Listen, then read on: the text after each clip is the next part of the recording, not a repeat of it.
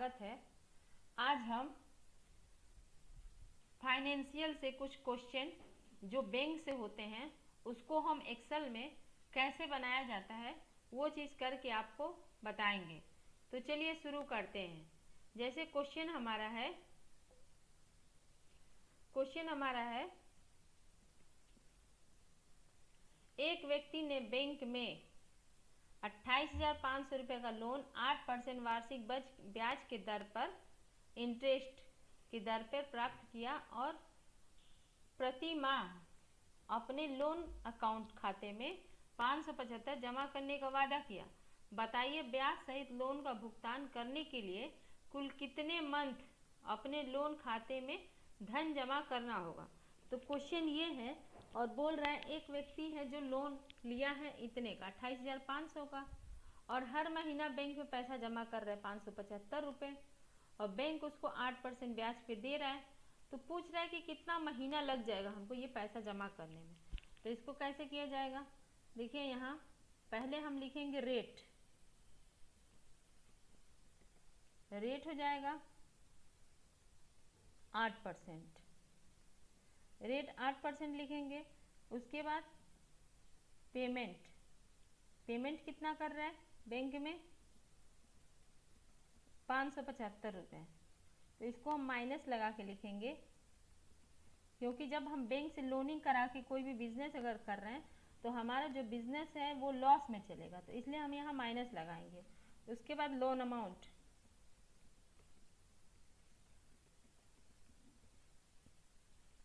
Amount में कितना का लोनिंग है 28,500 का, ये उसका लोनिंग हो गया। अब हमें क्या करना है, अब यहाँ हम लिखेंगे नंबर ऑफ पेमेंट।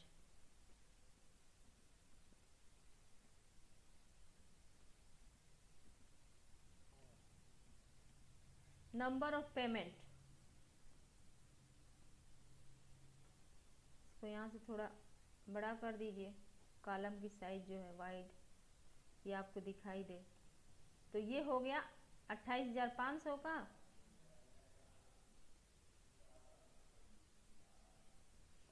तो यहाँ हम फॉर्मूला लगाएंगे इक्वल NPER लगा दिए ओपन ब्रैकेट। उसके बाद यहाँ सेल एड्रेस किसका डालेंगे, अब जैसे ये 8% का तो इसको ले लेंगे और बैंक किस पर ब्याज देता है 1 साल पर ब्याज देता है। तो यहाँ लिखा था ना सालाना ब्याज, यहाँ वार्षिक ब्याज लिखा है तो इसीलिए रेट और डिवाइड कर देंगे 12 से। उसके बाद पेमेंट का सेल एड्रेस क्या है C9 है, C9 लिख देंगे, कॉमा लगा दिए। उसके बाद लोन अमाउंट का सेल एड्रेस क्या है C10 है तो यहाँ C10 लिख देंगे, ब्रैकेट क्लोज कर देंगे, इंटर। तो ये आ गया आंसर आपका 60 महीना। और यहाँ से डेसिमल पॉइंट हटा दीजिए, जो डेसिमल पॉइंट आ रहा है उस पॉइंट को यहाँ से हटा दीजिए, पॉइंट में जो पैसा जा रहा है। तो यहाँ बता दिया कि 60 महीना लग रहा है। फिर आप ये देखना चाहते हैं कि अगर हम 575 जमा कर रहे थे और लोनिंग हमारा था 28,500 का और बैंक हमको 8% ब्याज पे दे रहा था तो 60 महीने लगा है।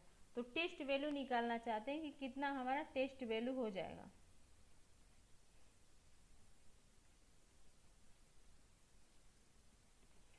टेस्ट वैल्यू में क्या लिखेंगे, उसी ऊपर वाले का सेल एड्रेस डाल देंगे जो अब नंबर ऑफ पेमेंट का सेल एड्रेस, इसको ले लीजिए, ये आ गया आपका। अब यहाँ हम ये देखना चाहते हैं कि अगर हम 900 रुपये हर महीने जमा करें बैंक में, या अगर हम 800 जमा करें बैंक में, या अगर हम 700 जमा करें बैंक में, तो माइनस लगा के रहेगा 700 जमा करें बैंक में। और लोनिंग हम कितने का करा रहे हैं और डाल दे रहे हैं यहाँ माइनस 1200 रुपये अगर आप जमा करना चाहते हैं बैंक में। और लोनिंग कितना का चाहते हैं, जैसे हम यहाँ कर दे रहे हैं 20,000, कर दे रहे हैं 30,000, कर दे रहे हैं 40,000 या कर दे रहे हैं 50,000। तो यहाँ हम कर दे रहे हैं 50,000, उसके नीचे आप कर दे रहे हैं 60,000।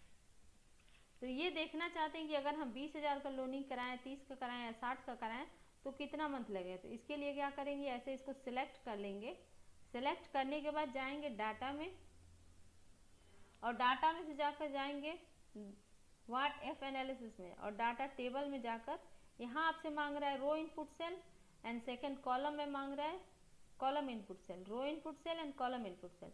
तो रो में क्या डालेंगे, जो हम पेमेंट बैंक को पैसा कर रहे थे 575, वही हम रो में दिखा रहे हैं। तो इसका सेल एड्रेस क्या है, C और 9, तो यहाँ लिख देंगे C9।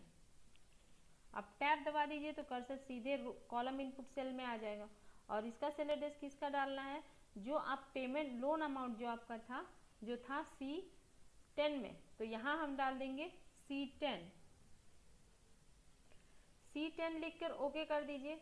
तब देखिए आपका आंसर आ गया कि अगर आप बैंक में 20,000 का लोनिंग करा रहे हैं और 900 रुपये डेली हर महीने जमा कर रहे हैं, तो आपका मंथ कितना लगेगा, 24 महीना लगेगा। यहाँ देखिए, अगर 20,000 का लोनिंग कराए 900 रुपये जमा कर रहे हैं तो 24 महीना लगेगा। 1200 रुपये जमा करेंगे तो 18 महीना लगेगा। ऐसे 60,000 का लोनिंग है और 1200 जमा करेंगे तो 61 मंथ लग रहा है। समझ में आया ये प्रोग्राम। ऐसे ही देखिए दूसरा क्वेश्चन है। दूसरा क्वेश्चन हमारा क्या है, दूसरे क्वेश्चन में ये है कि एक व्यक्ति ने बैंक से 28,500 का लोन 8% ब्याज के दर पे 5 साल के लिए प्राप्त किया, और बताइए इंटरेस्ट सहित लोन का भुगतान करने के लिए उसे प्रति माह अपने लोन अकाउंट खाते में कितना धन जमा करना होगा। तो जो व्यक्ति है वो लोनिंग कराया था 28,500 का, और बैंक उसको 8% ब्याज पे दिया था, और 5 साल के लिए वो व्यक्ति पैसा लिया था। तो पूछ रहा है कि कितना कितना पैसा जमा करें कि हमारा लोन पूरा हो जाए। तो इसके लिए क्या लिखेंगे, फिर से रेट लिखेंगे। ये रेट हो गया। इसका सेल एड्रेस बढ़ा दीजिए, बहुत छोटा छोटा दिखाई दे रहा है।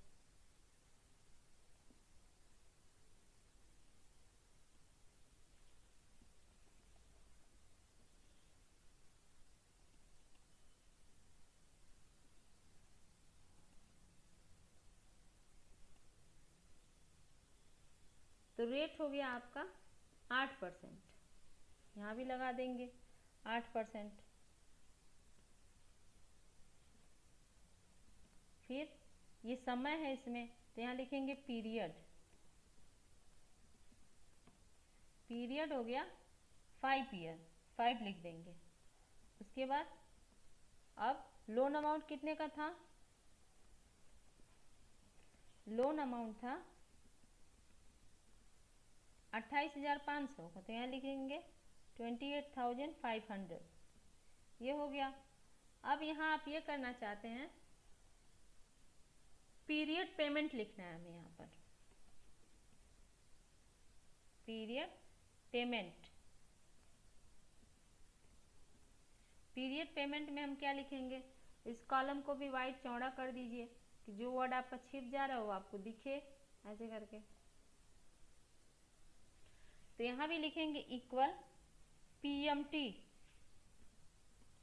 पीएमटी जो आपका लोन बेस पे है, वो कंटेंट जो है इंटरेस्ट रेट पे, वो कैलकुलेट करके क्या निकालेगा, पीएमटी करके निकालना है। तो यहाँ पीएमटी ओपन ब्रैकेट, और रेट का सेल एड्रेस क्या है, C8 डिवाइड 12 कर देंगे, कॉमा। उसके बाद इस लोन हम पेमेंट का सेल एड्रेस, पीरियड का सेल एड्रेस ले लेंगे और इसको कर देंगे मल्टीप्लाई 12, कॉमा। उसके बाद जो लोन अमाउंट का सेल एड्रेस है उसको ले लेंगे, ले लिए, ब्रैकेट क्लोज कर दीजिए, इंटर।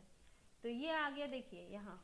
तो ये डॉलर में दिखा रहे थे, डॉलर में दिखाने के लिए यहाँ से जाइए ये रिबन पर, और रिबन में जाके यहाँ से जनरल कर दीजिए। करेंसी दिखा रहे थे, इसको जनरल चुन दीजिए। तब देखिए 577 दिखा रहा है और पॉइंट में जा रहा है, तो पॉइंट को यहाँ से हटा दीजिए। अब आपका यहाँ बता दिया कि 578 रुपीज़ हर महीने आप जमा करेंगे तो आपका लोन 5 साल में पूरा हो जाएगा। फिर आप ये देखना चाहते हैं टेस्ट वैल्यू, जैसे पहले प्रॉब्लम थी टेस्ट वैल्यू निकाले थे, वैसे यहाँ भी टेस्ट वैल्यू निकालना है। तो टेस्ट वैल्यू निकालने के लिए हम यहाँ लिख देंगे वैल्यू, और यहाँ लिखेंगे इक्वल, और इसी वाले का सेल एड्रेस डाल देंगे।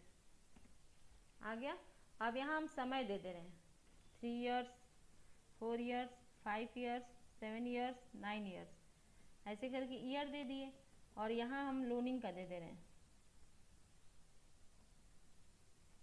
30,000, 40,000, 60,000 या 80,000।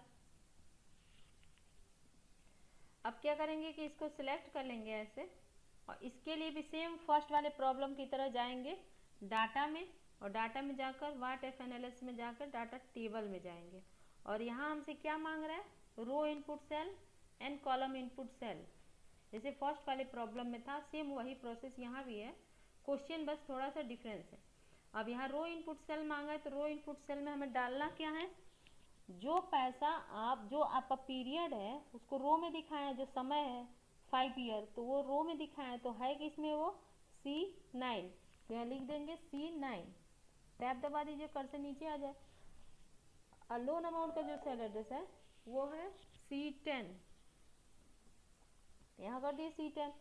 अब ओके कर दीजिए, देखिए आंसर आ गया। और ये सारा माइनस में जा रहा है क्योंकि आप लोनिंग कराएं, तो पहले वाले में तो हम माइनस लगाए थे, लेकिन जब सेकंड वाला आंसर निकला है तो ये खुद ब खुद माइनस में जा रहा है कि अगर आप 3 ईयर्स के लिए लोनिंग करा रहे हैं और आप लोनिंग 30,000 का कराए हैं तो 940 रुपये आपको जमा करना पड़ेगा। अगर 9 साल के लिए करा रहे हैं 80,000 का कराए हैं तो आपको 1,041 रुपये कराना पड़ेगा। तो बच्चों समझ में आया ये दोनों प्रॉब्लम?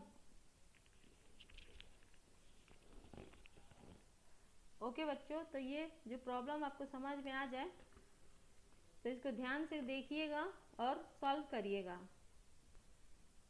और हमारा वीडियो शुरू से लास्ट तक पूरा देखिएगा, तभी आपको प्रॉब्लम समझ में आएगी, बीच में स्किप मत करिएगा। ओके बच्चों, अगर आपको ये वीडियो पसंद आए तो इसे लाइक और अपने दोस्तों के साथ शेयर करें, और ऐसे ही वीडियो देखने के लिए हमारे चैनल पॉइंटेड टेक को सब्सक्राइब करें और कमेंट करें। Thank you.